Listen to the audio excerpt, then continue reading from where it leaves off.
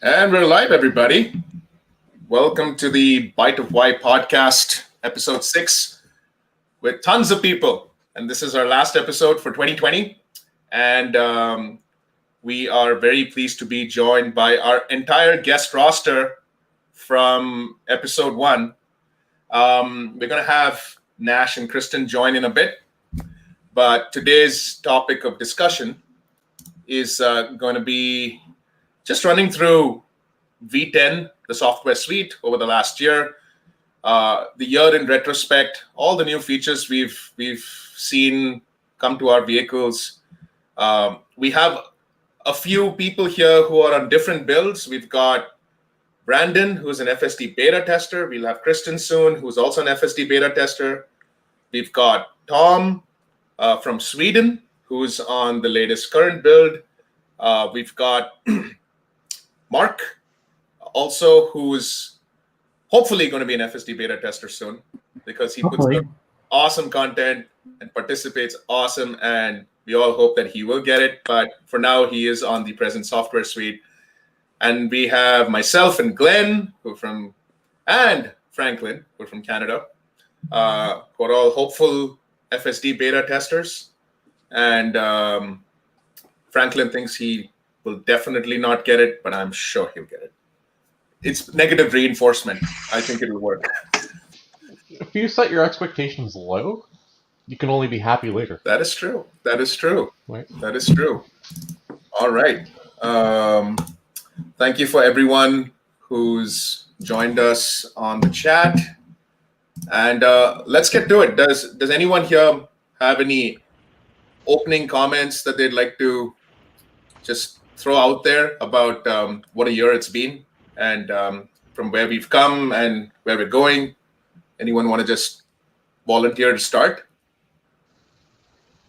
Mark, how about you? How's your year been in retrospect?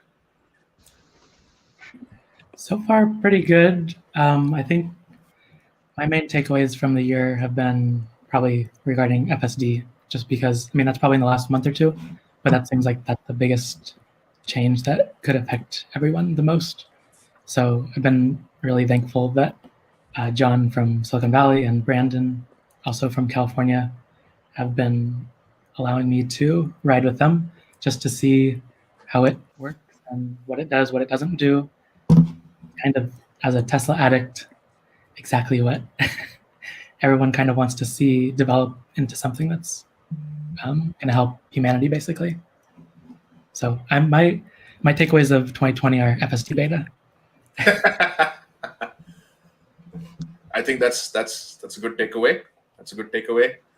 And you have the privilege of having experienced it live with Brandon, and you can see the number of oomph moments in that drive where you're like just like bamboozled that the car is actually doing this. It's a reality check, right? Like you pitch yourself that you're in a vehicle that's actually driving itself without interventions. And it's not like driving in a straight line. It's actually doing the stuff that normal people would do.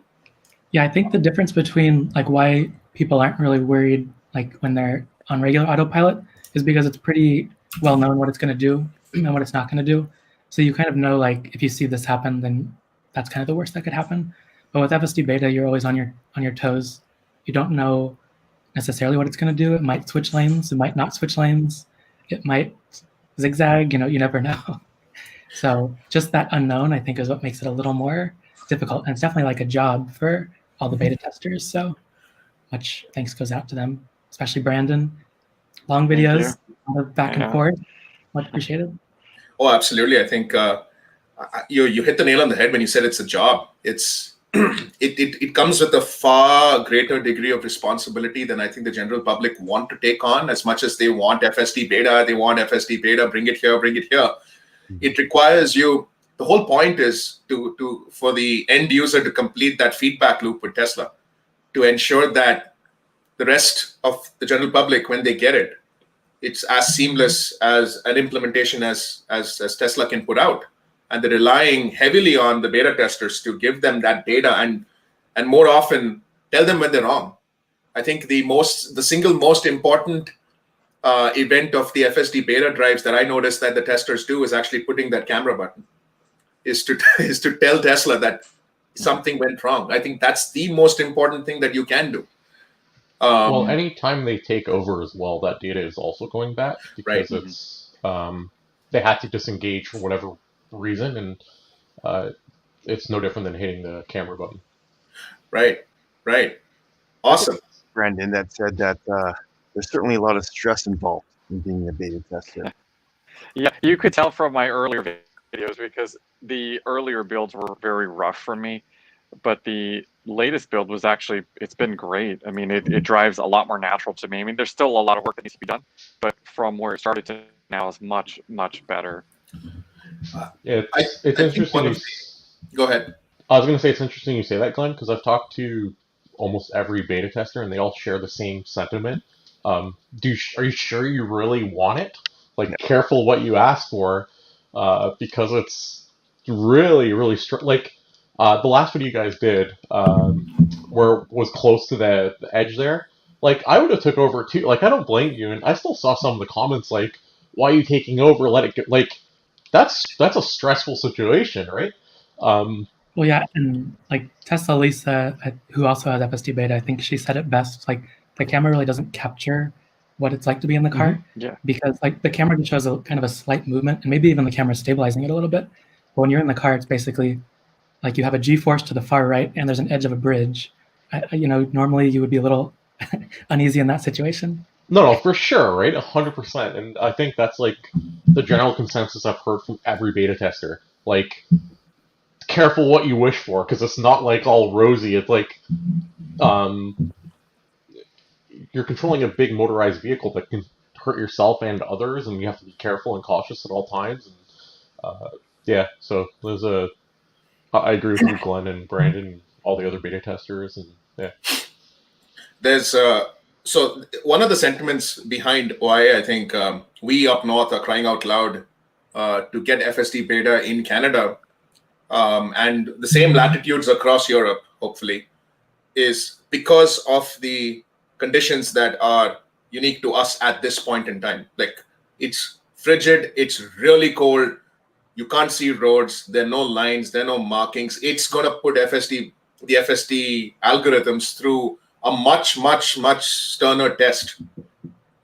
Because if it can succeed when seeing no lines, when figuring out where its geometric position on the road should be based on extrapolating from other vehicles on the road, or however they're doing the algorithm, I think that'll be phenomenal. And because obviously above all of this is India driving. Like, when you have 1,000 different forms of transport all on the same road, and you have lots of people flagrantly disobeying the rules, it's going to be what kind of rule set do you actually implement in the algorithm? Because nobody follows the rules. So the amount of variables just increase exponentially. So anyway, that's the FSD Beta Canada rant out of the way. All right. So thank you, Mark, for your tidbit on what 2020 has been. How about you, Glenn?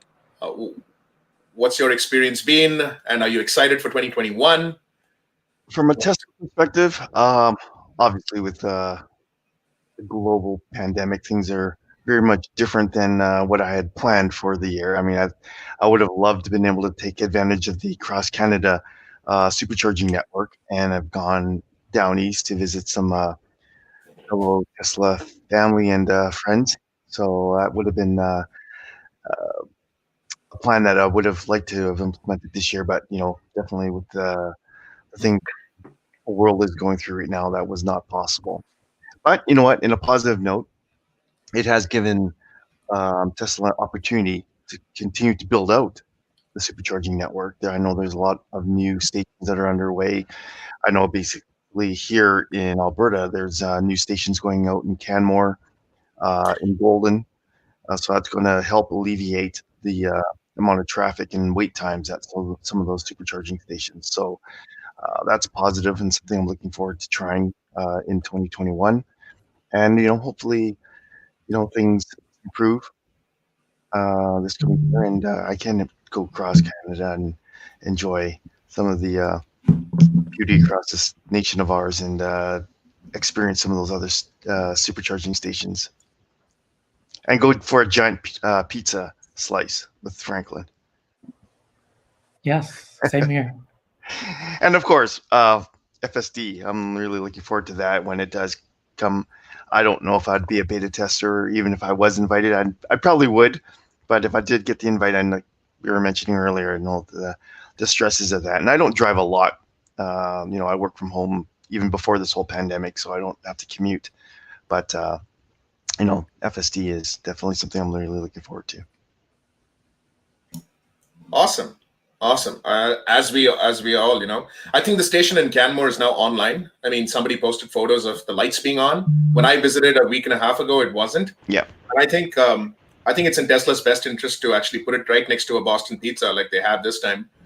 There's at least places to eat. The existing location where the station is, there's like nothing on either side. It's a nice location, like visually, but the amenities wise, it really lacks, because you got to walk quite a distance to actually go to get a bite to eat, or to go use a washroom or something.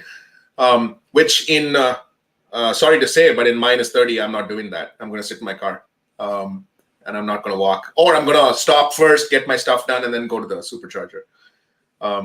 It'd be really nice if we actually got a supercharger like the Kettleman City one in the US. I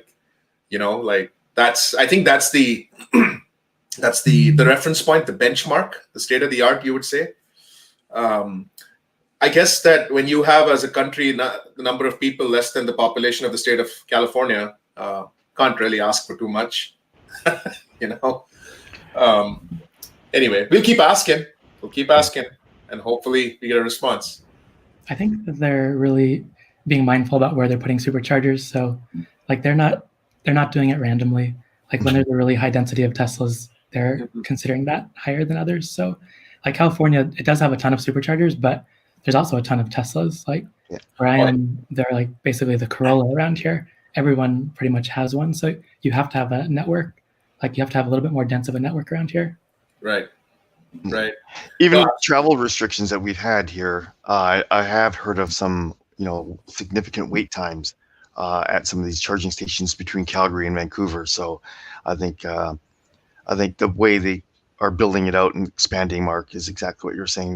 They're looking and seeing, which stations have a high usage rate and wait times and that sort of thing. So I think that makes a lot of sense. Awesome. And we have K10 in the house. Hi, Kristen. Hi. How's it going? Good. Awesome.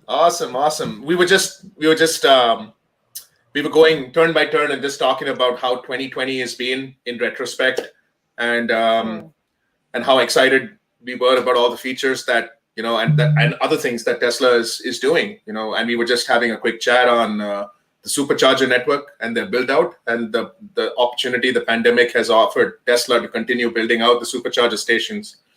And that's basically what we were talking about. Thank you for taking the time to join us today. Really appreciate it. Yeah, thanks for inviting me.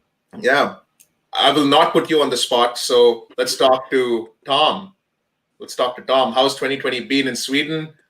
From a Tesla feature perspective, I know that things work a little differently in Europe. Based on our last discussion on our last episode, the feature set is not fully implemented globally at the same time, right? Unlike, say, an iOS update or something. Yeah, true. It is for sure. But we're seeing version 3 superchargers popping up all over. Awesome. And it's from one day to another. Say, we got a V3 charger here. But also remember, in Sweden or Europe in general, 90% charge at home. Like 90% really are. So, and I'm at plus 2.5 million miles right now, which is 430,000 kilometers. And I've never waited at a supercharger. Ever. I even went into a supercharger on Easter holiday just to see if I would have to wait. But they were almost full, but I didn't have to wait. So, we're pretty close to Norway. Norway is insane. And Norway, of course, is going to get the beta version next. but they're outside of the European Union. We talked about that as well. You know, the European Union is they're chopping up the versions that we get for Autopilot over here. It's crappy. The US version is really good. It's twice as good. It's functional. So, but yeah, 2020, crazy. I'm usually doing like 80,000 kilometers a year. And this year, you know, I can't drive. I haven't driven my Tesla in 3 days. I'm like shaking. I'm actually shaking. I'm sweating. I'm not feeling good. It's withdrawals. I don't know. So I've told myself that I'm not going to drive my Tesla until I get chosen as an FSD beta tester. No, I'm kidding. No. I had massive withdrawal myself. I think I just recently started gaming again after like a 10-year hiatus, and I've just been gaming. And I went 4 days without driving my vehicle, and so we went for a Christmas Day drive, and it felt kind of weird. I'm like, hey, this is a new car again. Like, what's going on? But I guess that's what it does to you. It gives you that element of surprise every time. And we had a crazy snow day. I think it was like 50 centimeters of snow fell on the city. I think it just got dumped on. Like, excellent. Because it ensured that we had a white Christmas. But that's interesting. I mean, I hope that they build out feature sets for Europe. I think the regulators are generally more they take more time, and I think they're stricter. I think in the EU. And no, it's the lobbyist groups. Yeah. They you know, they make Malta put in a veto, so the rest of the European Union can't use the beta. But I mean, Volvo, Audi, Mercedes are putting out lighter versions of Autopilot. So I'm guessing when they do, it's gonna be allowed. Yeah. It's politics, man. It's no, agreed. It's difficult to make one size suits all, right? I mean, yeah, and especially when you're trying to tackle a global problem. Mm-hmm. At least Tesla's approach is trying to tackle the world as it is, right? I mean, as opposed to some other competitors who are starting with geofences and then expanding out. Yeah. But let me ask you: Has Brandon or have you traveled into Canada, and does your FSD beta stop working when you enter Canada? I haven't Our tested that. borders are I haven't closed. even left the States, so yeah. Okay. Yeah, Okay. our borders are closed right now, so they can't come into our country. Yeah, true. Pardon? Our borders are closed. actually The closed. borders are actually closed. Yeah, you got that thing. Yeah. Yeah. That's Canadians a don't local want thing, us right? there. That's a local thing, right? I mean, if you want to ship me your car, either of you, feel free. Like, I'll gladly accept it. Would you like the Model 3 for testing, or the Model right? X? Oh, I'm not picky, either or. If they're shipping a car, we can't complain, right? No. That'll be the next There campaign. we go. Ship me You'll a get car. your FSD beta one way or another. But you can't charge it, though. You can't charge it. You need like a super adapter. You can't charge it. We have different plugs. The charging port is different. Yeah. Well, can you ship me one of those too? No, only Tesla has it. So you Okay. can't. That's why you can't ship cars from US to Europe, because CCS versus for the 10 of them early on. I don't know how they managed to. It cost them more than the car to change the charging port. But Wow. yeah, I'll glad you can have it as a souvenir though. Mm-hmm. Awesome.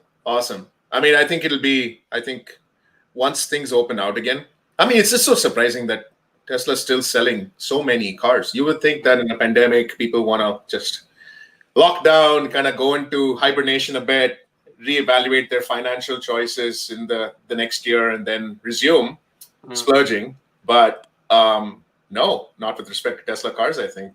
It's interesting. Well, I guess people can't do anything to you as long as you're in your vehicle and you don't get out. You don't interact with anybody. So it's an ideal choice for road trips. Makes it interesting. All right, let's let's jump to the center tile in the video feed here. Let's jump to Franklin, who seems to have closed the border, according to Mark. Oh, if I was... Hold on a second. So I'm able to close the border. I can control whether we get snow or not, but I can't get the beta. I've seen pictures from family out there. You guys do have snow. Yeah, I reinstated it because there's too many complaints from the West. Western Canada was complaining. I canceled the snow in the East. So my year actually started on October 22nd. That was day one of no FSD Beta Canada. And it's been a long journey since. Today is day 66, sorry. And I have something fun planned for day 69, which is probably my dumbest idea ever, but it should be fun. And yeah, it's been a fun year, despite everything that's happened. Just kind of, I've been working from home, right? Kind of. And yeah, just been kind of relaxing and hopefully get the beta soon. If not myself, honestly, I just want to see it in person. Because as Mark said before, it's so much different seeing it in person versus videos. And we have two people here that do amazing videos. But it's still different seeing videos than seeing it in person. So I'm kind of looking forward to that. And hopefully someone in my area gets it and is willing to give me a ride. That's what I'm hoping for. So. Guys, I think I would add to Franklin's point, and it's not just two people. I think almost everybody here has put out some stellar stuff. Like Kristen, you're like I think the most recent entrant into the YouTube space, and I think your videos are awesome. Like Brandon, Yeah, I mean, I can see you like I can see the progress, right? Like starting with almost no cameras to begin, and now you're like, whoa, it's gone bonkers, man. I mean, the quality is insane. Well, shout out to I'm our buying song. more gear today too. So yeah. Wow, it's incredible. And Mark, like just out of nowhere, like just started the GoPro, and man, the stability on those videos is phenomenal. And we have Mr. Tesla and the Gong in the house, who's like, guys, good morning, and it's really good morning for me. Merry Christmas to everyone. Sorry I'm late. I slept through my alarms. Terrible. I've got some saffron tea to wake me up. nice. that's Happy what Boxing this. Day to everybody who celebrates it. Yes, I went on a nice long bushwalk and I completely overslept. I took my Model 3 for a drive through the mountains. It's just phenomenal. Even without FSD, the Model 3 is able to negotiate the turns and the bends quite well. Mountainous tracks, no Speaking problem for of the Model which, 3. Nash, congratulations on getting your 2021 Model 3. That's right. It looks Thank you very awesome. much, guys. Thank you. Awesome. And that's I think the fourth Tesla in your house. That's amazing. True. That is true. Yes, thank you. That Thank is you. amazing. I Fantastic stuff. I feel He very wants- blessed, and I must say. He's trying to increase his chance to get the updates first and get the beta. So No, if you think about no, it, no. he keeps buying them to get a higher possibility, right? He's playing the odds. For sure. Yeah. Yeah. I wish that was true. Hey, live and let live, man. FSD Beta Canada, FSD Beta, FSD Aussie, FSD Yeah, Beta yeah. Aussie. Yeah. Let's Anyways. see how this works. Sorry, guys, I'm late. I'm so sorry. I slept through my alarms. I'm really sorry. No. I mean, just to catch you up, I think we were just all talking about our year in retrospect. I think we're just talking about 2020 and how the year has been for all of us, and how stoked and excited we are about 2021. I mean, that's true. And Franklin was just. So I was gonna say something. You talked about making videos, and she's not gonna say it because she's too modest. But definitely check out the Snake Hop Jazz video or song. It's really good. I heard the song, and that's awesome. Yeah. So, just wanted to throw that out there. That's awesome. That's absolutely right. That was awesome. Yeah. I haven't heard it. You have not heard it? Send me a link. All right. I will. Okay. Thanks. I'll see if we can. Link it in the notes as well. Yeah, we can put it on the notes. That's true. Yeah, that's awesome. That's awesome, K10. Cool. Oh, thank you. I jumped out of the feed. I'm not sure how. Sorry. No, we were just saying how awesome the song is. Yeah. Oh, There thank you you. go. I need to do more videos. I haven't. Brandon's like a video king. I haven't done any correctly, but I'll be doing more. So. All of the It's videos been are just phenomenal, I crazy. would say. It's been amazing. Things have been unexpected, as we all know. So. Yeah. That's true. Yeah. All right. Oh, she dropped off again. I think her signal's a little on the Yeah. side. That's all the funding we can get to get her on the podcast. Yeah. Awesome. Let's switch to you, Brandon. How's your 2020? I know your 2020 has been very interesting. It's been a rough year for me, but I mean, FSD Beta is pretty awesome. You know, that kind of like gave me like this boost at the end of the year, which has helped, you know, with all this stuff going on right now. Wouldn't rub it in. No, I'm joking. No, Well, you know, so I just gotta say, so I actually went up to the mountains just 2 days ago, and we actually drove over icy roads with FSD Beta. Oh wow. And it didn't have any detection algorithms built in for that, so I had to disable it. So that most likely be why it's not rolling out to other, you know, to Canada, because it didn't do anything different. It just kept driving and we started sliding. So, you know, I had to disengage all of it. So I just don't think it's ready yet. I heard Motherfranker cancelled winter today. I mean, Hey, that's if what I there's heard. ice, Man. it should be fine. If I'm not mistaken. Yeah. No, but Brandon, I must say, mate, that video you put out was heart wrenching. It was fabulous, of course, yeah. And all the videos are phenomenal. My favorite is still the Skydio following the car. That is the best. It is just phenomenal. That one. Let's talk It's about my Happy favorite. Only. So we Yes. actually, when we were in the mountains, we actually had an incident with one of our drones, and it crashed into a tree. So I'm going to post that video too. It was awesome. Oh, dear, The dear. Tesla drives by, and then all of a sudden the drone trips out and then just goes flying into a tree. It was just the weirdest thing. For clarification for people listening, it's the drone that flew the crash, not the Tesla. Yeah, Tesla was So- fine. if Tesla's Tesla fine. Q was watching, you'd probably twist the whole damn thing now. Yeah. It was actually our Phantom that did that. It was really weird. Yeah, see, maybe Skydio needs people flying, like controlling the drone, kind of like how the people at Tesla HQ are controlling all the beta cars, right? Because I've heard that. Could be. Skydio Yeah. was good. Skydio was perfect. The Phantom, on the other hand, it tripped out. My DJI Air crashed into the mountain as well. It when it's over some undulating surfaces like water, it seems to get confused. I went to a Yeah, place called so- Cascade Falls. That's when it happens, because it was a cascade of falls. So there was moving water, and it just couldn't figure out the different cascades. It is actually one entire cascade of falls, and it just couldn't figure it out, and it fell into the water. I was like, what?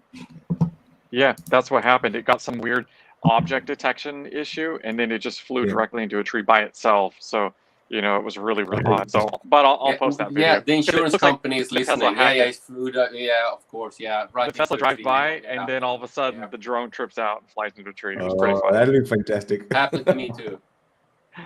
Twice. Yeah. Those drones. This is the Phantom Mavic Pro 2, hey? No, Phantom 2.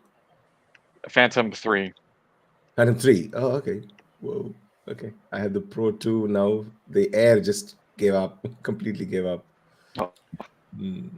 Hey, Brandon, I just wanted to since we're talking all the happy stuff, I'd just like to say on the behalf of the podcast and everybody here, it's glad that you came out the other side and you're good, you're healthy, and that's awesome. It's scary. Yeah. Everyone's getting it here now. It's just a scary thing. Just stay safe and healthy. Continue. Mhm. Do what you're doing. Yeah. Obviously, it's right. And best wishes. Anyway, FSD Beta 8, man. FSD Beta 8. While I think we've seen so many FSD betas, the videos out there now. I mean, talk to us, if you can talk to us about what makes it more human-like. What is it? Because so far, to be honest, it has been really impressive. I mean, when you're watching on a video, you can't really figure out whether it's making a turn like a human or it's making a turn like a car, or automatically, because the videos have been so smooth. Like, everybody is posting such great content and so stable that you really can't say that turns or things that it's doing is jerky or not. It depends on the person in the car letting you know. So, for example, in the latest video that you posted, I think your first run with the latest software, it took those bicycle lines. And I was like, dude, that's just, it's not going to work. Like, and then it kind of centers into the actual driving lane, right? It took the bicycle lane in, I think, a couple of those. I'm like, dude, that sucks. I mean, it actually sucks. I mean, it should know the difference, you would think. But so when there's cars parked there, it's fine. Right. Right. Okay. Interesting. So I mean, I did watch the rest, and it looks awesome. But there are kinks, and I can. And hey, shout out to Elon Musk. He took the time to actually reply to my tweet today. Did he? Oh, I missed that. Oh wow. Yeah. And congratulations. Thank you, Elon, for taking the time. But I think honestly, I would still say sort out some of the stuff in the US first. Get all the. I mean, to his point, it is complicated. There's so many edge cases. I have your tweet here. Oh, awesome! That's awesome. That's good. Yeah, and it's not so much about. Sorry, K10. I know I saw you there, but I just forgot to add you to the No, screen. it's okay. Yeah. It just likes dropping me. I don't know why. She's never joining back. No, this is the maximum number of people we've had on the stream since the beginning. So really, we're pushing the limits and trying to stretch the boundaries of the service. But hopefully, it's more stable now. It's a little choppy for me too. So. Oh, okay. Same.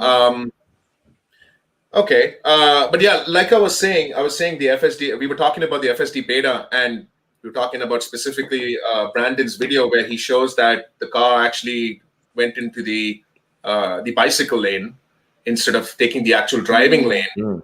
But Brandon pointed out that as long as there are cars parked or cars parked there, like it shifts correctly. So just, I mean, and I was quoting, I got my first Elon Musk reply today, to which he said that there's differences in rules between the US and Canada, and it'll come out soon here. And I kind of respected his reply because looking at it, it's not even just edge cases. Edge cases happen when you have a set of parameters that are locked in. They're still trying to lock in those parameters. Yeah. Like there's so many nuances in driving, like a bicycle lane, an HOV lane, and then stuff's here, stuff's there, stuff here in some places, stuff not in some places. They got to figure out that entire base rule set first. Yeah. And then you're going to get the edge cases. What if a donkey walks across? Or what if a monkey jumps on your car? Like, stuff like that. What if a kangaroo is trying to cross the road? Which is real stuff. Oh, a moose in Canada. Like, this stuff is real. I remember, so here's a question for you guys. Obviously, there's no way in hell you can test this, but I remember my last visit to the US, and I was in Detroit, and I was in my buddy's car, and we were just, I think, driving from Lansing to Ann Arbor, Michigan, and this is dead of the night, and all of a sudden our car just gets thumped, and it just like move, and we notice our left side view mirror is just gone, and then we just stop, and somehow we hit a deer. The deer hit us, actually. Yeah. And just knocked off the entire side view mirror. Yeah. I mean, we didn't know what to do, but I mean, we just stopped and looked back. I mean, but what happens if your side view mirror gets knocked off? Or, I mean, it shouldn't affect the FSD, technically speaking, because it operates on the cameras, right? It doesn't. Well, there's antennas in the side mirrors. I know that. Yeah, the antennas are in the. There's antennas in there. So, a very real thing. So, can the car continue on? I'm sure the redundancy is baked in to the entire ecosystem of logic. I'm sure there are lots of redundancies. But just another thing. Obviously, none of you guys can test this voluntarily. I would never ask you to either. But in the rare event that it does happen, can the system continue to perform as is, or does it give the driver control? And just to add a little bit of flavor on that too. So like I would say, even watching like all the FSD beta videos, if it makes a little bit of mistakes here and there, I'd still say it's 100% correct, or it's like completely correct like 95% of the time. So there's a few cases where like, okay, it goes a little wide. It does something that humans actually do too. It's just, we don't crucify humans for switching lanes without a blinker. But when FSD Beta does it, it's a little bit more alarming because people are like, well, we don't understand the computer. Yeah. So it is like most of the time it's doing actually quite a good job, but occasionally it does something that's like, that's kind of weird. So I think until they get that extra 5% or 1%, which is actually a lot, that is a lot of time. Like if you're driving 1% of the time, that could be like a couple minutes. So if it's not doing the right thing 1% of the time, that needs some fixing. But it is still doing the right thing, the majority of the time.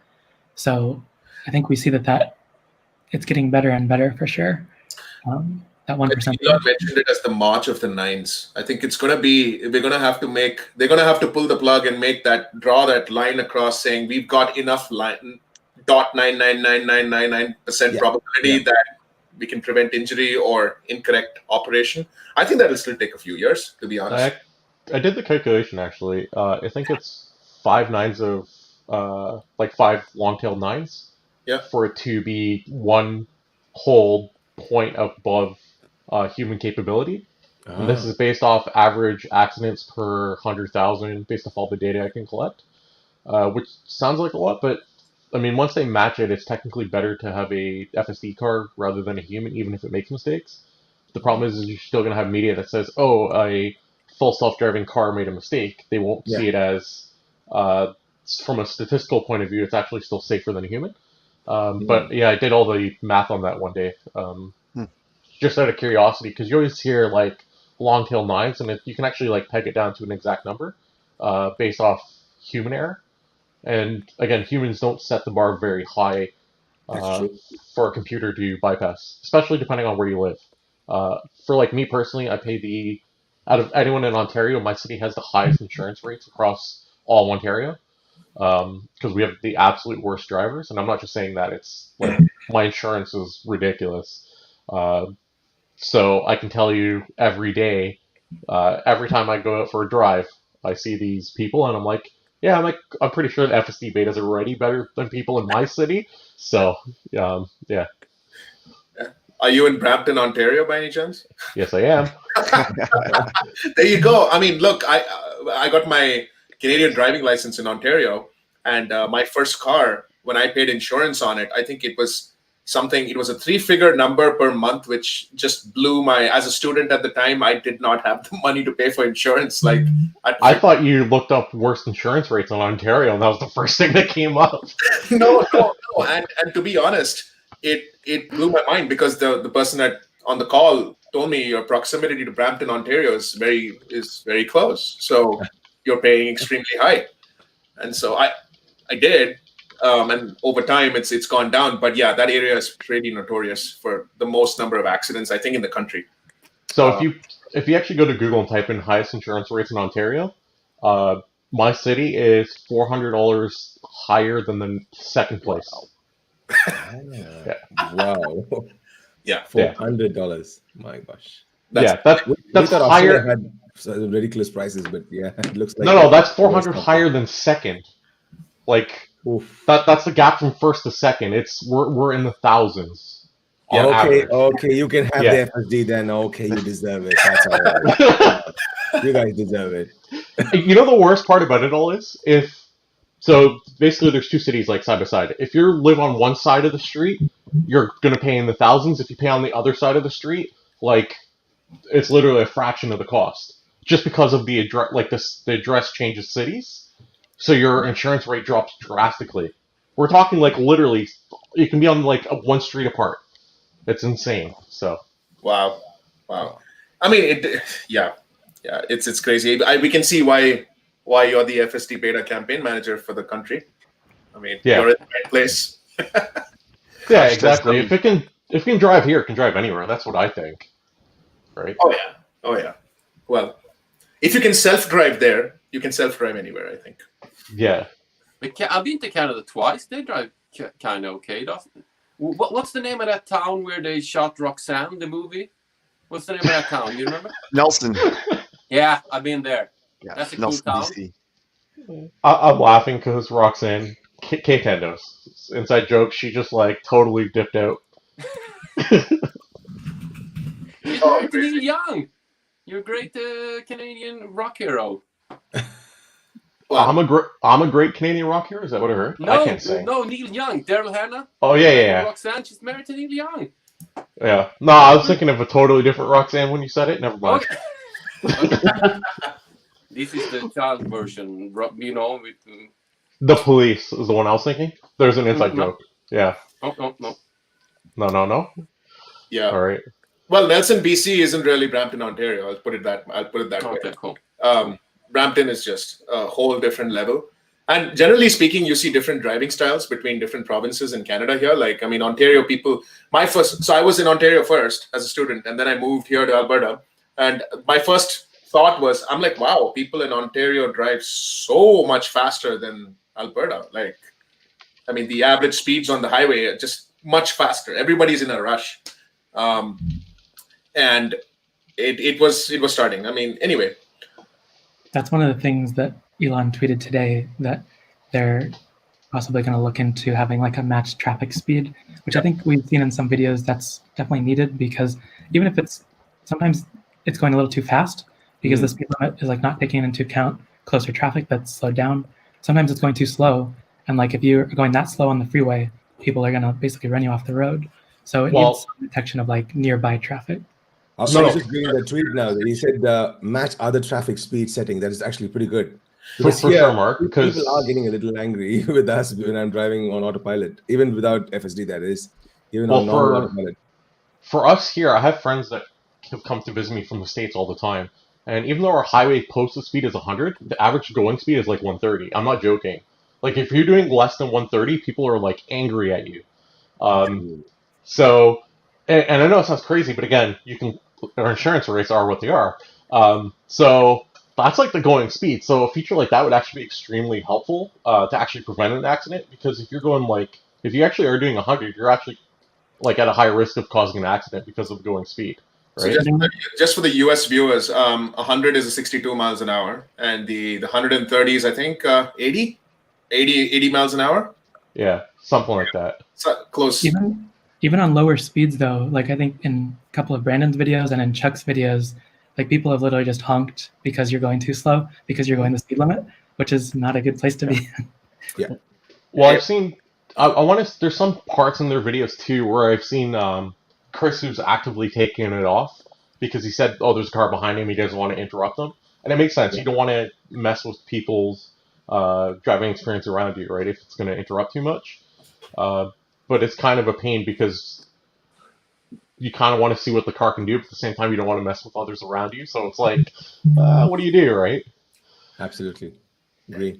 It's an interesting point. Can a self-driving vehicle get a speeding ticket if the driver sets the thresholds above? Let's say there's a new kid wants to make an impression and wants to, has a number of tickets to issue in a day, and he basically stops the self-driving car because it's doing a mile an hour over or 2 miles an hour over. There is no actual rule saying that you are allowed to go even 1 mile an hour over without getting a speeding ticket, is there? Like, it's I don't think so. Posted speed limit, and whatever delta there is just a soft delta that people on the highway understand. I mean, okay. I can say this for Australia, we have no soft deltas. Our traffic rules are enforceable quite diligently and firmly.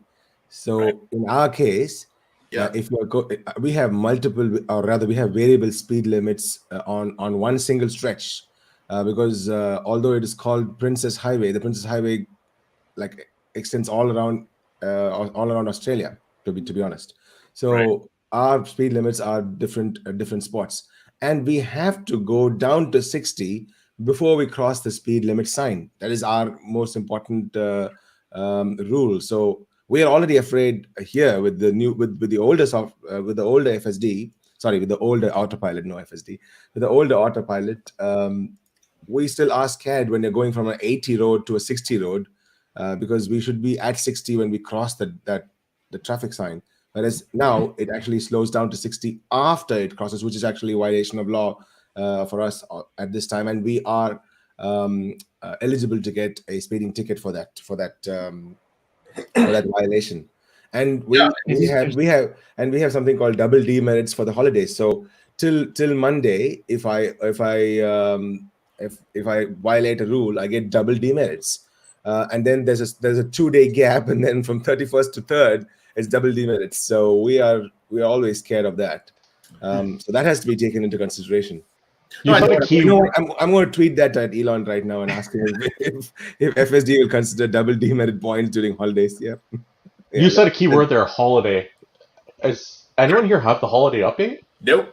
No, not yet. No, I've been hitting on the refresh button, and my refresh button has just lost all the words already. And we're not bitter at all. Wait, so you bought a For the fourth record, we're car not just to bitter. get updates, and you still don't have it on any? Wow. Yeah, no, I'm feeling bummed now. Let's tweet that at Elon. Elon, I bought a new car day before yesterday, mate. Send me FSD. What are you doing? Well, I mean, yeah. Holiday update aside, I mean, I think the golden rule with respect to the posted speed limit sign is you got to slow down to the posted speed limit sign at the time you hit the sign, and then accelerate as soon as you see the new sign if the speed limit is higher. You don't slow down after crossing the speed limit sign, because then you can get ticketed. And that used to happen at the I remember when I was a student in Michigan, it used to happen at the Michigan-Ohio border all the time, because Ohio was super strict about 65, and Michigan was chill above 70. Like, so there'd be a cop standing right behind "Welcome to Ohio," trying and would bag almost everybody, because everybody in Michigan was doing 70 plus and would fail to slow down to 65. And I think I've never heard. I think it's a criminal offense to get ticketed for speeding in Ohio. Oh, wow. I think it's that strict for some reason. Maybe they can add like the bumper sticker that Brandon's been talking about, or some kind of illuminated sign, or if you get pulled over, maybe if you get pulled over, you can like show your data logs to the officer and say, this wasn't me driving, something like that. And then I think like if we're only really talking about going over the speed because we're in a transition where there's humans and autonomous vehicles, but if it was just autonomous, I mean, I think people would be okay going slower. There's no real reason to speed unless you have to manually drive. Yeah. What if you're late for something though? Speaking of the holiday update, we have Tyler on the chat here that say only about 10% have gotten the holiday update so far. And let's talk about the holiday update real quick. I think from my perspective, it's been a total mishmash at the end of the year. I think they were trying to do too much, and then kind of between trying to focus resources on the FSD project and trying to give the rest of the world some goodies to work with, I think they kind of overshot, their own expectations, and they've had to pull back dramatically. And I think it was you, Brandon, or was it somebody else who tweeted that this is, or I think it could be Tyler, that this could be a 2-part update where they put the goodies out first, the fun stuff. It was Elon. Was it Elon? No. Elon just said that there's more to come. I mean, he didn't go out in the detail saying. Well, he said in his tweet that the update's in 2 parts. He said they have to split it up. He said it in 2 parts. Yes. Okay. Yeah. He did say that. Okay. Then yeah. I stand. Because if we get the holiday update here in Australia, it's of no use to us. Our cars do not have the external speakers because it's not enforced upon us by law.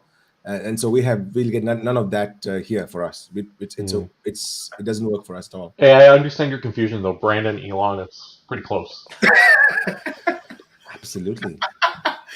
No, and I think we've seen vestiges of different things on Twitter, right? We've seen the waypoints show up. We've seen the remote streaming of cameras show up. We've seen all that stuff. So we think there's going to be a tech update and a fun update. I think the fun updates come out first, and a lot of people seem to be underwhelmed by it. So the cameras is actually in the app. I've decompiled it, and there is reference to video streaming from the Tesla app itself.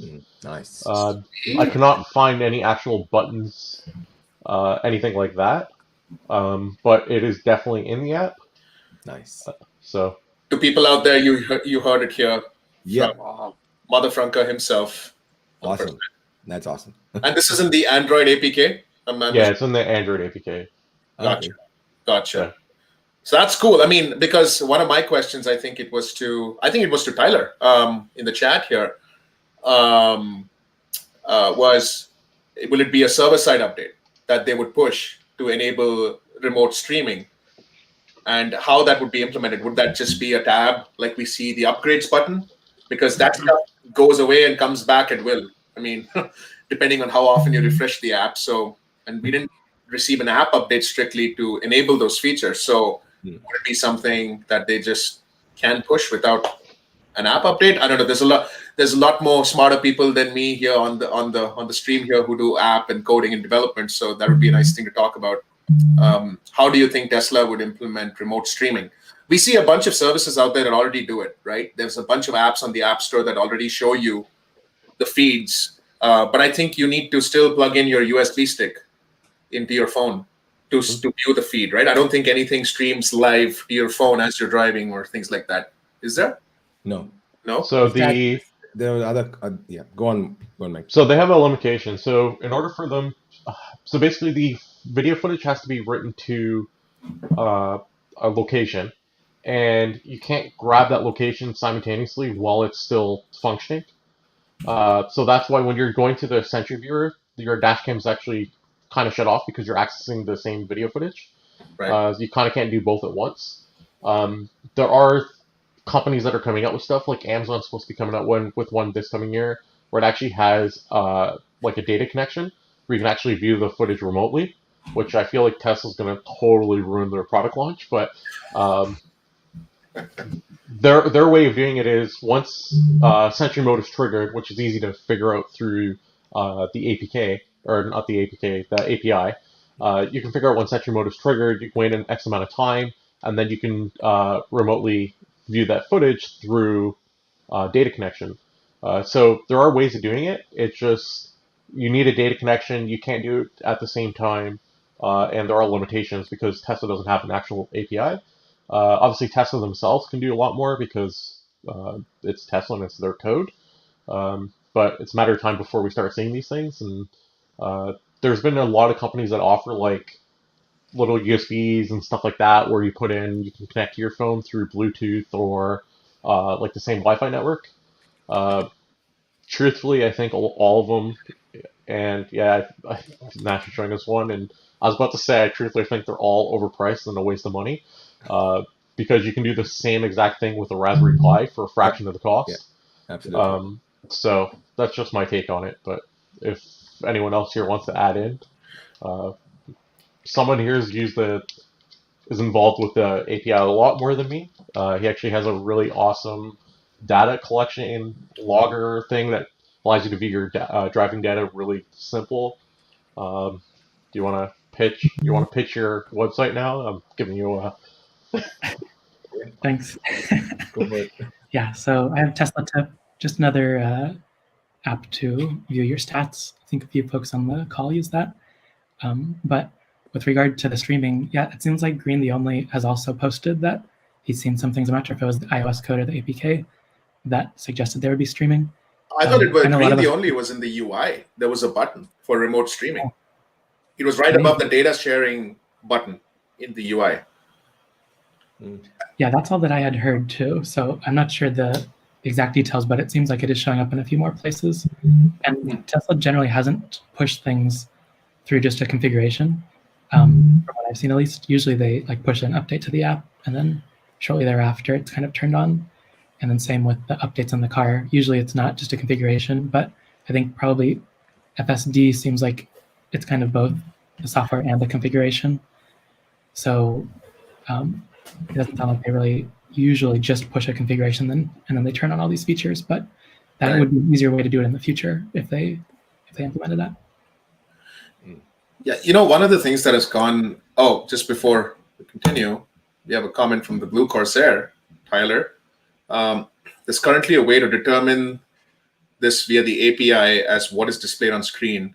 Variable will change to 7, but to catch that would require polling often.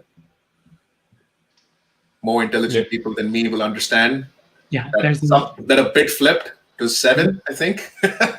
Yeah, there's a few different fields. One of them is like the screen setting, so it has different numbers And I guess like when Sentry is triggered, you know how it shows that like orange circle. So that's kind of considered like a different screen setting. But normally, like those APIs won't ping your car every like 2 seconds. So therefore, it's going to be really hard to catch that unless it ping the car every like 2 seconds to see has the screen changed, has the screen changed, has the screen changed. So probably I don't see the API doing that. It's probably going to be something that Tesla makes a little more obvious, like last time Sentry was triggered was this timestamp or something like that. Right. But we don't know yet because they haven't released it. By the way, K10 does apologize. Her connection keeps dropping when she's trying to join. So. Oh man, we apologize to you, K10. Yeah, exactly. Yeah. We're pushing the service to its limits. We're trying to figure out how many people we can have concurrently. I'm surprised that I'm able to stay out. I mean, I think my entire city is sleeping now because of post Boxing Day fatigue or something. And that's why I'm getting all the good internet. Otherwise, my internet is horrendous. Yeah, that's right. You're a day ahead of us. So. Yeah.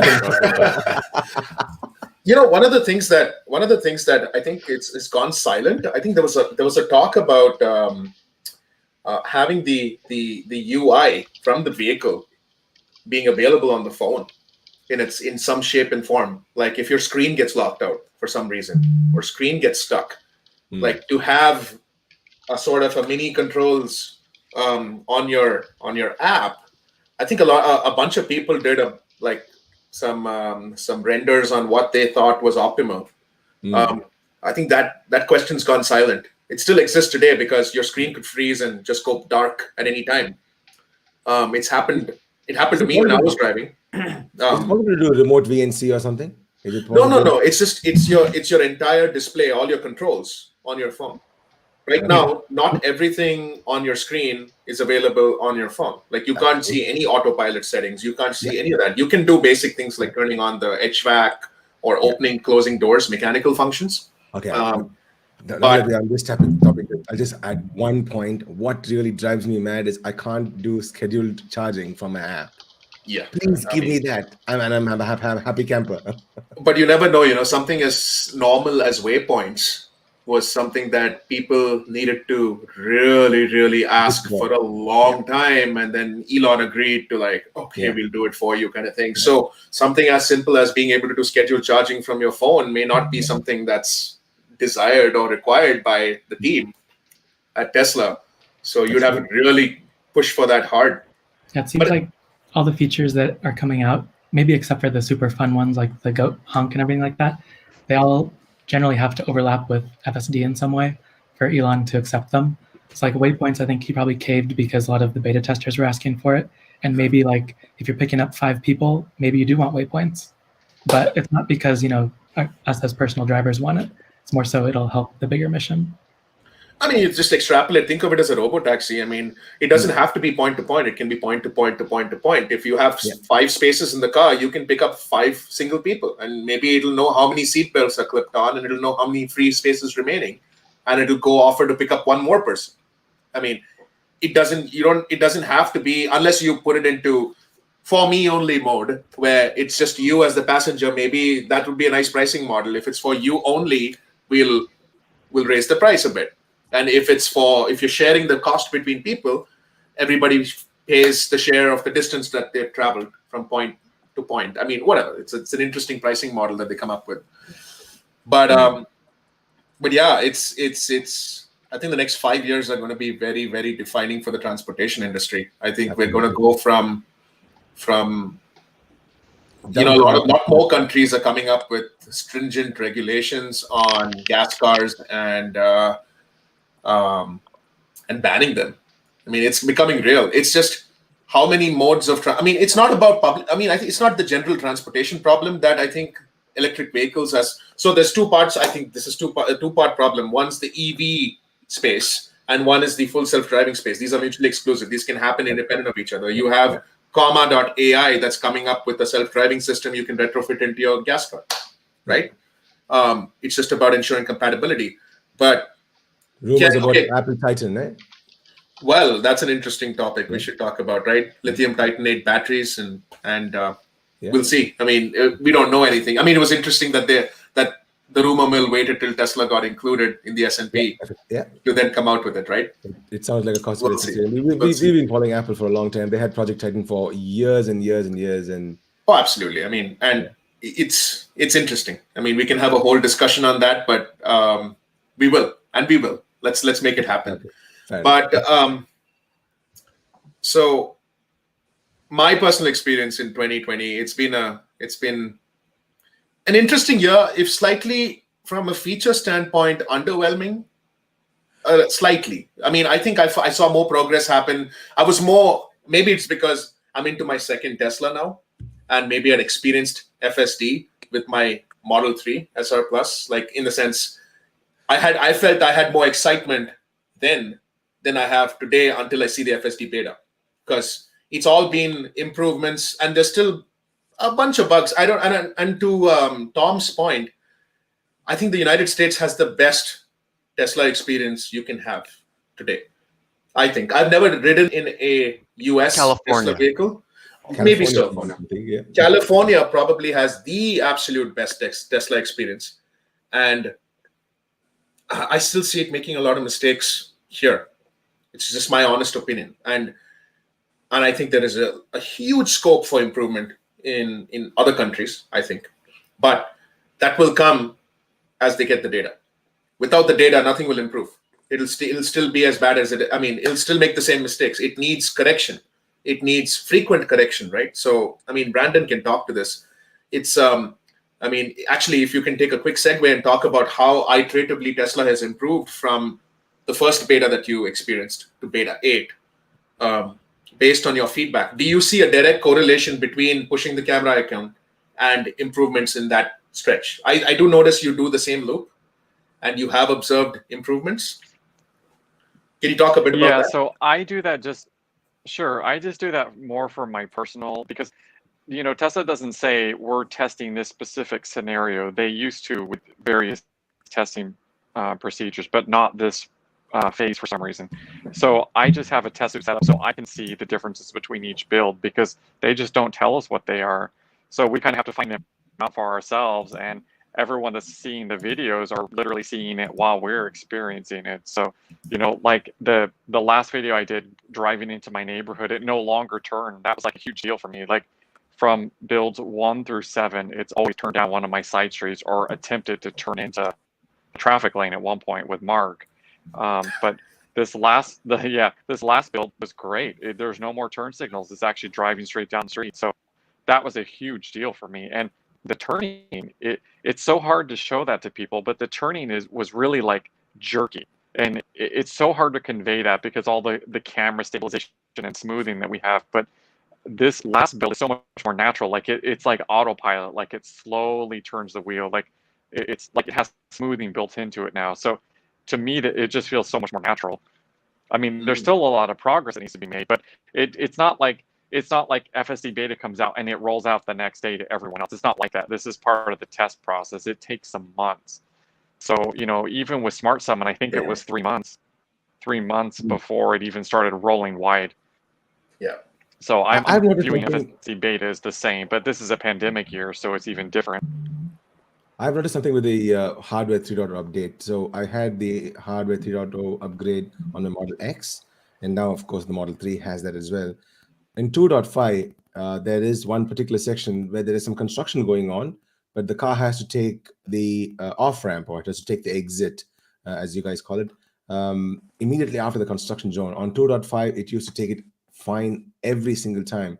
And ever since I got the 3.0 update on both the X and now on the 3, it just does not take that exit at all. That's the exit that I need to take from the highway to go to my house, and it does not take the exit at all. At every single time it fails. I'm not sure if what has happened between the two hardware updates. 3.0 is supposed to be better, but it is on Navigate on Autopilot, so it should take that exit, but it just doesn't take the exit anymore on the 3.0 update. So, well, it sounds like there's like a lot of things in flight that are changing. Like one of the things that I haven't experienced yet, but we've seen in some of the videos, especially like in Brandon's, how the screen used to, like if you were watching closely, the screen would jump around a little bit. Like when it was defining the path of the road, like those red dots, those used to kind of jut out, like almost as wide as a car away. So that kind of jutting was changing the dynamics of how it drives. And it seems like possibly in beta 8, those lines now are not moving as much. And because they're not moving as much, that means that the car has a more stable world to try to navigate. So I think that is helping too.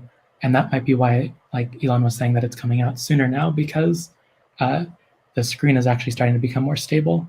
So the reference points through like which it's making its decisions possibly now are more stable too. Okay. So, I mean, obviously the world around you hasn't changed. It reminds me of noise, you know, like when you have video and you have camera noise, that's what it reminds me of. So like this release seems like there's less noise on the screen. The dots are a lot more stable. Like when it draws a path line, I no longer see it just jumping and jumping and jumping. It just kind of just stays. And sometimes you see it jump occasionally, but it's different. Like they did something to the software. It's a lot more optimized. And that's something that we I think that's its. like. We, Sorry, I was gonna say I think that's its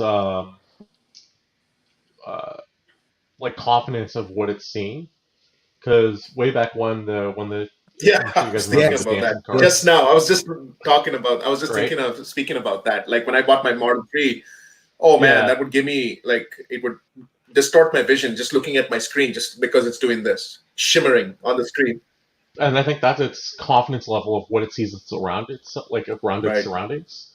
And I think it's just the confidence level increasing. That's why you're seeing less of the jittery lines. It just the car's saying, yeah, we're certain this is there. It's no longer like, is it there or is it not there? And that's why it's flickering. But Mark was going to say something, and we kind of. Sorry, Mark. no, that's fine. I was just gonna say that like we did see there was direct, like we're still kind of learning because like no one is working for Tesla here, so we don't know exactly what the code is. But it seems like we had noticed that even if the display moved just a touch over, the pathing basically switched lanes completely. So like we encountered that in one of the videos with Brandon where it was literally zigzagging, switching lanes across the road, which normally you'd think that seems really strange. But it wasn't actually that strange when you saw the screen, because the screen was drawing a yellow line and then it was showing a white line in that same spot, and then a yellow line and then a white line. So based off of that rule, it had to keep switching lanes. But we didn't have the confidence to say this is a white line and therefore I'm going to keep it as a white line for like, let's say 50 feet or for 5 minutes or something like that. So maybe they have either increased like the threshold for which when it updates, or maybe the confidence has gone up and the detection is much better. Do you think that it would be useful for future FSD beta testers to actually have the ability to tweak their experience? I mean, to fine tune their experience in their vehicles. Let's say you had the 5 colors or the 5 rules. Obviously, I don't have the release, so I don't understand all the rule sets actually. But how I envision this is basically trying to fine tune the knobs on your amp to just sound the bass, the treble, the gain just enough so it works right. Maybe like instead of just letting Tesla do their own analysis, like it would be nice for the FSD beta testers to have a few more controls to tweak maybe this exact ping-ponging in lanes you mentioned. If you could adjust the sensitivity or turn off or raise the threshold level a bit or widen the threshold level a bit, if you had such controls, like a developer suite for FSD beta testers, along with a test plan. Because right now, I see 2 things really lacking is the testers are just completely, it's incumbent on them to do whatever tests they feel like. And what if I just don't drive my car for 3 weeks after getting the FSD beta? It's going to sit in my garage. How am I helping the cause? I'm not. Yeah. Right? But you can give it to Nash though. Oh yeah, but here's the thing. Even if they said, "Hey, we want you to go out and drive 500 kilometers this week," it might not be possible, right? So whether you drive your car or not, like it's not gonna make or break it. They can't like force you to say, like Brandon, if they told you, "Hey, you have to go out and we want you to do 200 roundabouts today because this is what we're testing," it's not like the way they're doing it makes sense, and I'll tell you why. It has to be to Australia. We have 200 roundabouts in 1 kilometer here. Well, we have none here because people drive into them. Yes. But my point being is, I think the way that they're doing it makes sense in a way because they're able to collect all the edge cases anyway, regardless of they're able to collect data from the whole fleet, not just the FSD beta testers, and they run it in shadow mode anyway, and they're able to collect all the data they need. So when they're doing curves, for example, it might have been my car, it might have been someone in here, it might not have been none of us. Depends on what data they needed at any given point in time. And I feel like having it more natural progression of someone doing their day-to-day drive is actually more valuable than like a specific test because then they're able to tweak and make improvements along the way rather than say, hey, this one specific thing we're fixing, where their approach is kind of like, hey, we're going to fix everything as we go, which might actually be better in the long run. Just a thought. Well, my 2 cents to that Brandon is, and Mark would know. I think that Tesla does have evaluation criteria in the back end for evaluating the data that they receive, right? I mean, you see these massive uploads that are going through. I mean, considering that they've cherry-picked the number of FSD beta testers, here's what I would do. Like, okay, so on my day job, I work in product development, and I'm sending people out doing tests for me, and I have to give them a list of things to test. Otherwise, how do I know, I mean, if the system has passed or failed? And especially if it's new features, I want them to specifically stress test, regression test the new feature, and do the entire system on a system level as well, so that, you know, like you said, their own normal daily drive. But I'm just saying, to the point what Brandon was saying, he's crafted a route for himself that basically tests the nuances of every data. Like, it tests the turns, it tests straight lines, it tests roundabouts and highways and speeds and things like that, right? Yeah, thanks, Mark. We don't want more features. Mark in the chat says but product managers always want more features. No, I'm saying test the feature set that you have, but give the tester a test plan so that they know that they're adding maximum value to the exercise. I mean, you're going to release an FSD beta every 2 weeks, but you want the maximum. It's in Tesla's best interest to have the maximum use cases driven rather than miles driven, in my opinion, so that they can figure out if there's one particular use case or 2 or 3 particular use cases where it's going dramatically wrong.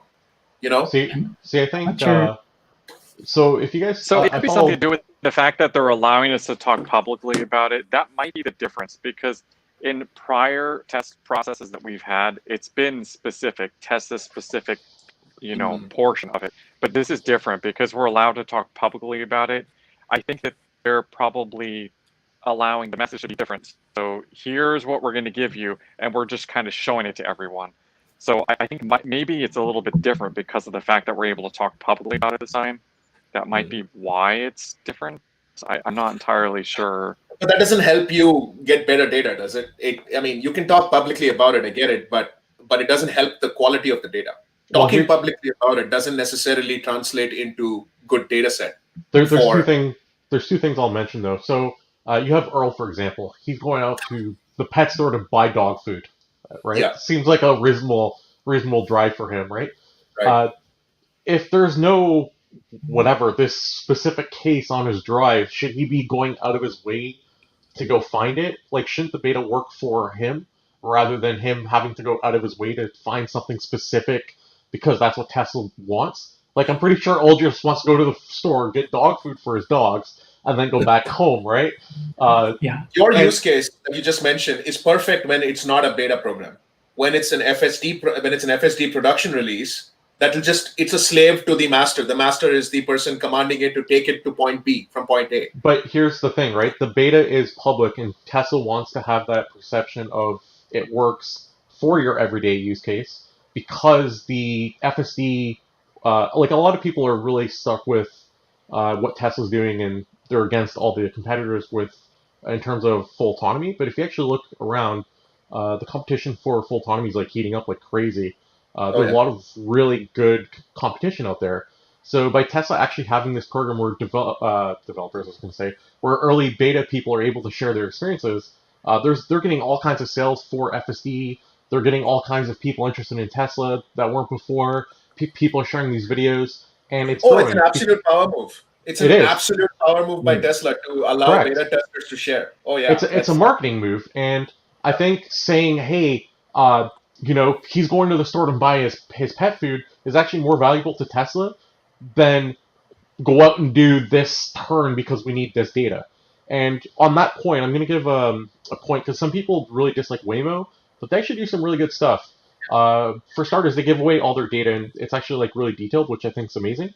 But they're actually building an enclosed circuit, and I know some people are like, oh, they shouldn't do this because Tesla's doing a more general approach.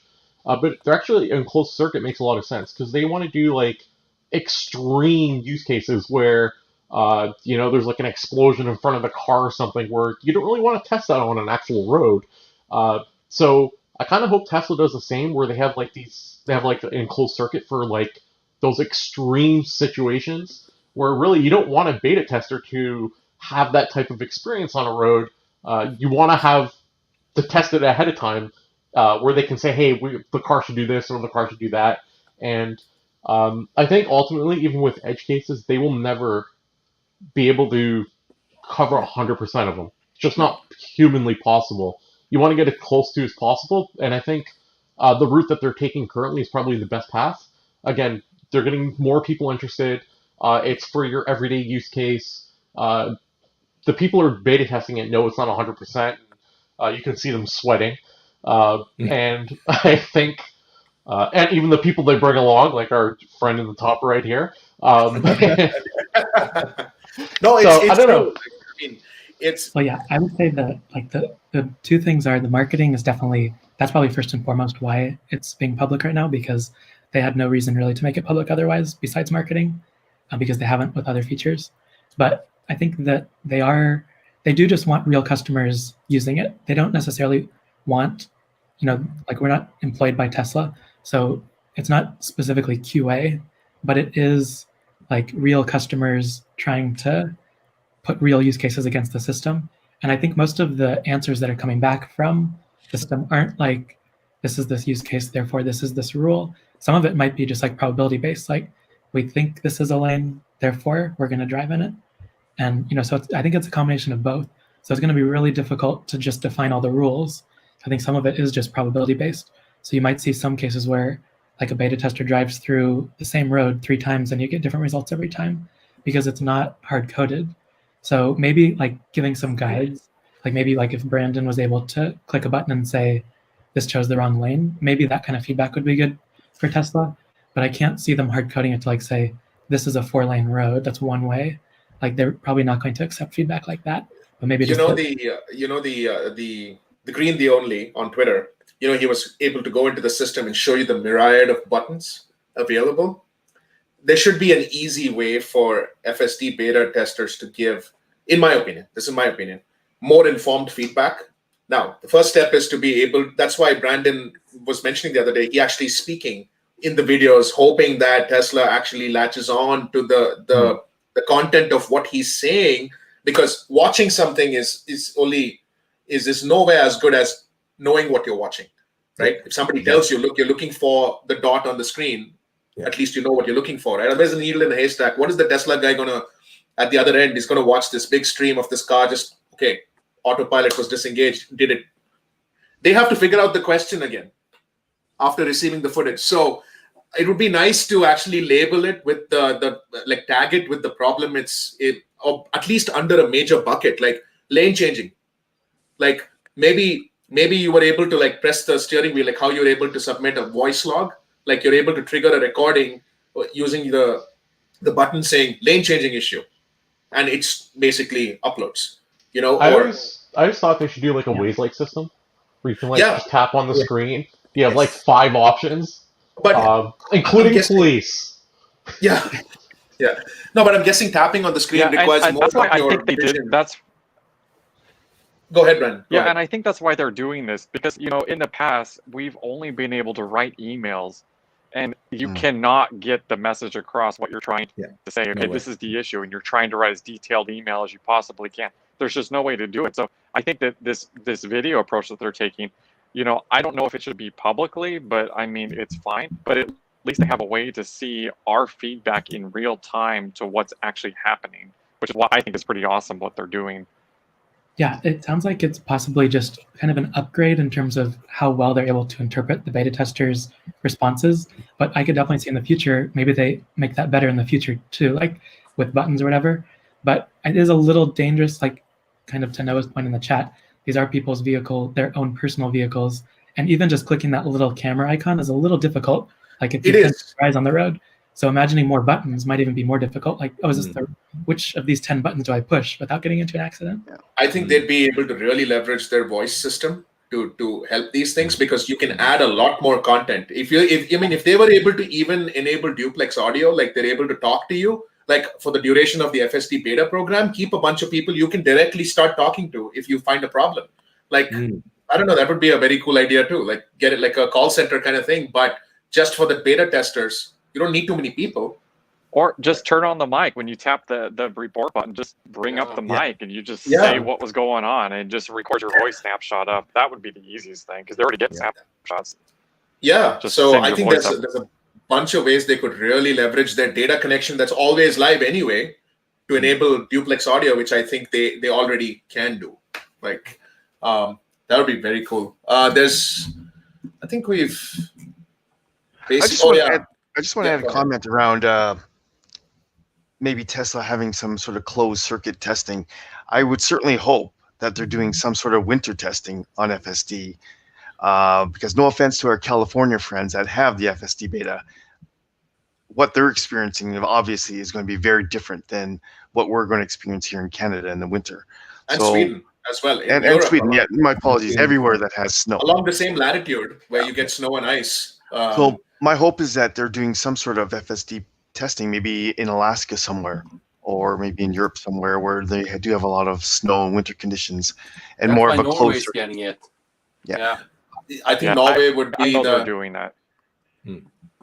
Okay, that would be good. Like, because it would be nice to have a full circuit feedback loop with Tesla rather than. I mean, if you look at it today, even today, there is still the gap between. Okay, you have the beta testers on the road, and you have a gap, and then you have Tesla on this side viewing all the footage. They send out an update, but there's no.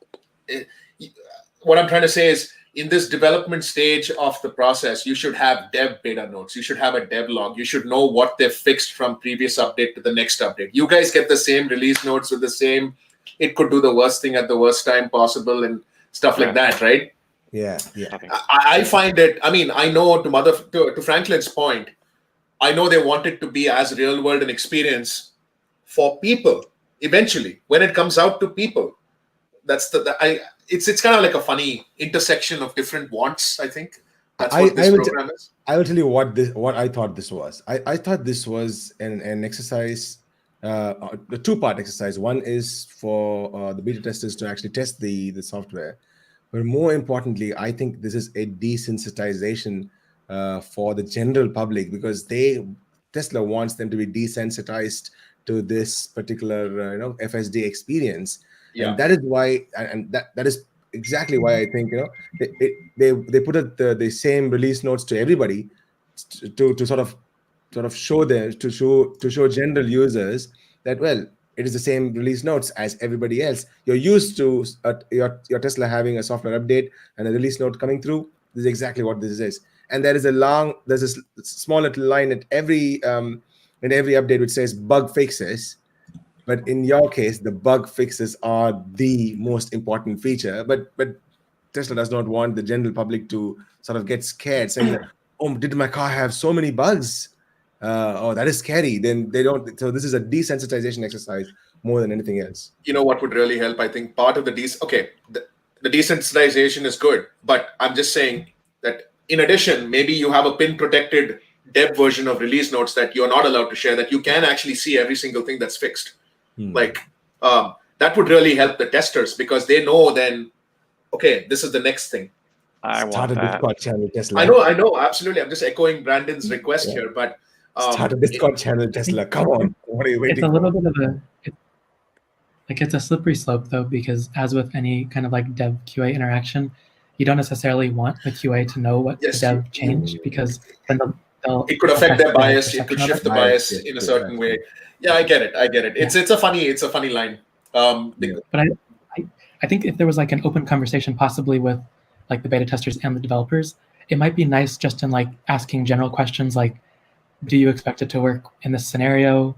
Like things like that, but not like it should take this left at this angle and then, nothing specific, but more general use cases. I think probably developers could give like yes, no answers. Obviously, you could break it down into high impact, low impact, minimal impact kind of feature set improvements. Like steering smoothness would be a very high impact area. Like to Brandon's point, Brandon found out that it felt much more smoother and much more human-like. It would be nice to know that the steering sensitivity or steering shifts have been smoothened out for a better improved user experience. How would you put it out to the general public? Like we managed to raise the power level of your vehicle by optimizing HVAC and batteries, for example, right? Like at And least like if they could delay that information maybe like 2 days later, just so that they don't bias anyone. right. So like when he goes out, he notices these things, and then afterwards, oh yeah, you get confirmed that this is actually what we changed. So you did notice it. You could have the flip. You could have a post checklist. You could have, and before we send you the next update, we'll send you a checklist that you check off. You answer a few questions. Okay, did the steering feel smoother to you or not? Because instead of providing all the information up front, like you're saying, like so that to not heavily bias the opinion of the beta tester, provide an after test checklist that you can answer multiple choice questions and provide that feedback before you get the next update.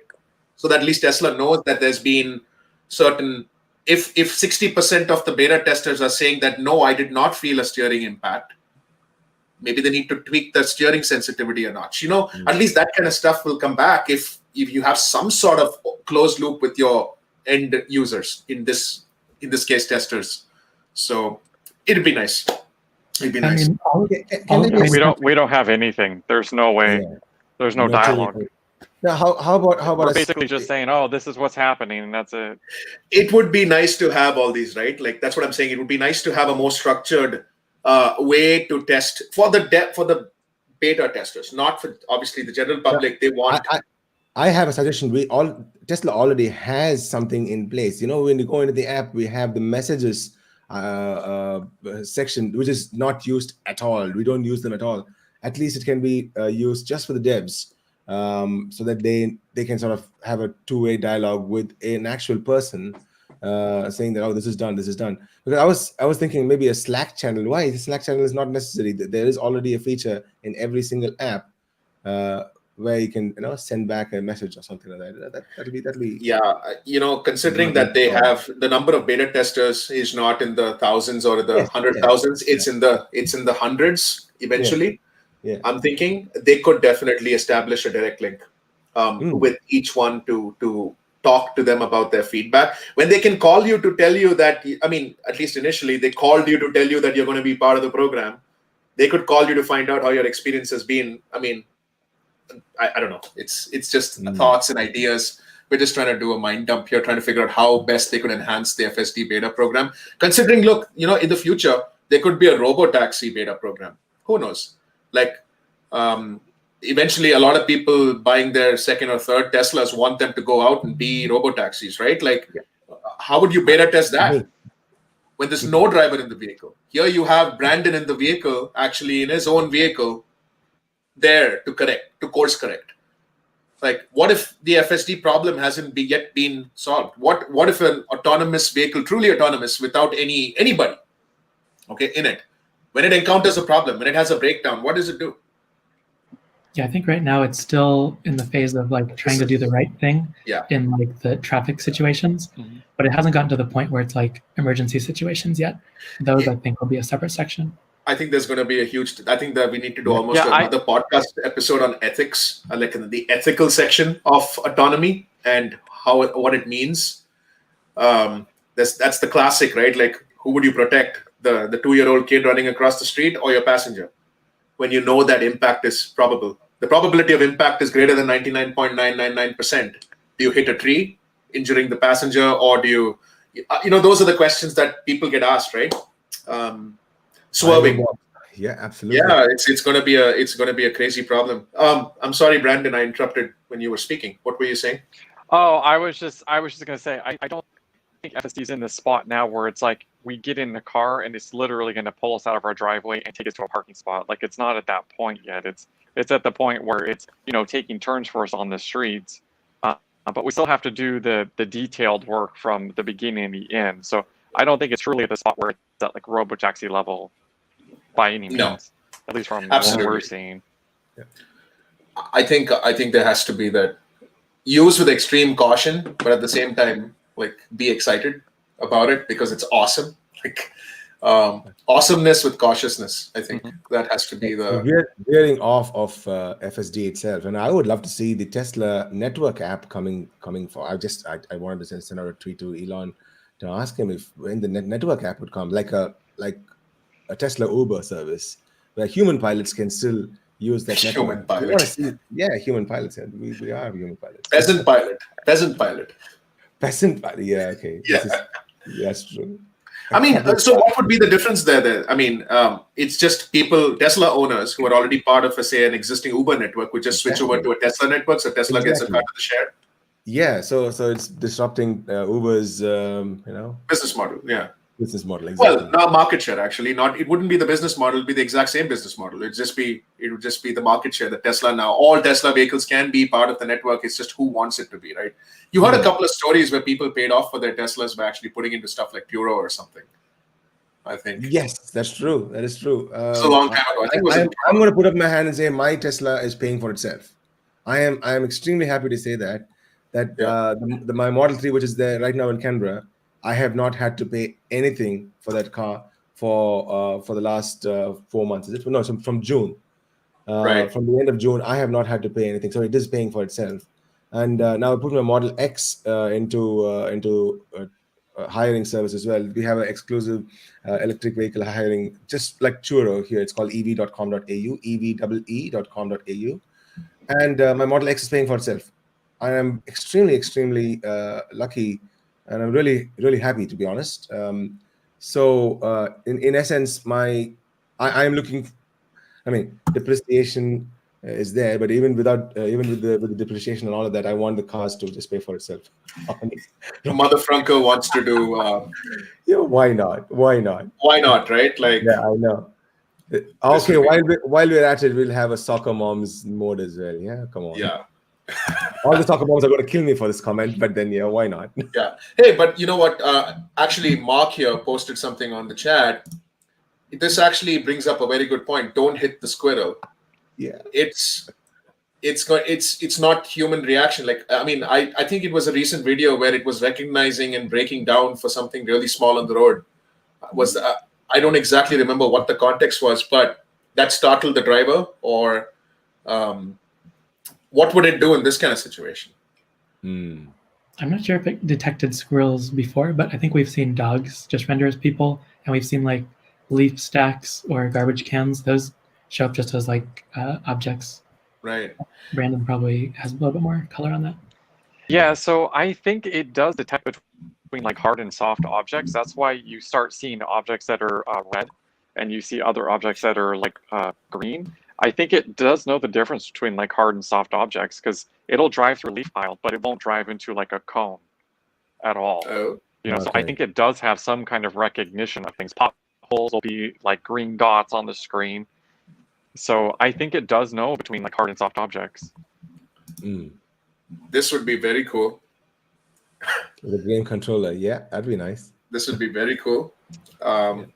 Imagine if we could have a collaboration between Tesla and Stadia or something, or a PlayStation Network or something, and control our cars using controllers. But anyway, we digress. I think it's been a very interesting 2020. There's been a lot of more ways than one, absolutely. In more ways than one. I think everybody has been impacted in some way or the other, whether it's been part of health, general upkeep, and not being able to drive their Teslas and feeling psyched about it, like I am for sure, and Tom has for sure. That's a lot of mileage, Tom. That's a lot of mileage that you put in a year. That's awesome. The more green miles, the better, right? Oh yeah. I think onwards and upwards then, gents. Absolutely, yeah. we miss you, K10. Sorry that the stream wasn't stable enough to keep you on here, but thank you for showing up. And I'd like to take the opportunity to thank everybody here for taking the time on a Saturday and to come on the Boxing Day episode of the ByteofWhy podcast. I think it's been there was no general agenda for this episode. It was just about bringing heads together, talking about the year in review, and excited for 2021. Absolutely. Everybody, I think, signing off from here. Everyone have a great rest of the year, and go FSD Beta, FSD Beta Canada, FSD Beta Aussie, FSD Beta Norway, and Sweden. Absolutely. And see you guys in 2021. Yes, see you in 2021, everybody. Absolutely. Yes, 2021. 2021. See ya. Bye-bye. Thanks.